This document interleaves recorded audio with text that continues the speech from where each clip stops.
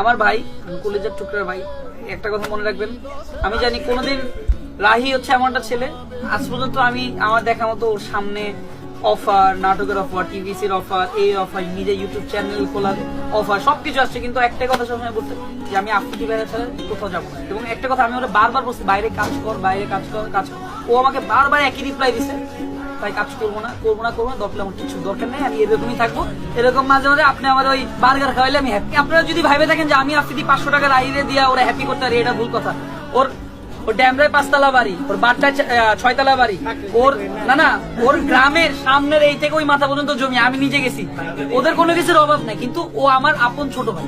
এর জন্য আমি ওকে আদর করে একটা অধিকার খাটা একটা জিনিস দেই। কেউ ভাবেন না আমার চামচাম এরকম কিছু, ও আমার ভাই। ও অলওয়েজ সব সময় ওর মুখ আপনি আটকে রাখতে পারবেন না। ওকে আমি অনেক বলি, আমি ইভেন পাপা বলছে আফ্রিদির ব্যাপারে এরকম বইলো না, ও তবে থামে না, কারণ ও আমার ভালোবাসে। আমার জিন্দগি চলে যাক, আমি উনি যদি আমার লাইচ্ছা বার করে দেয়, আমি কিন্তু ওনার পা ধরে বই থাকি। আমি আমার ভাই, আমার ভাই তালিও যাক একটা।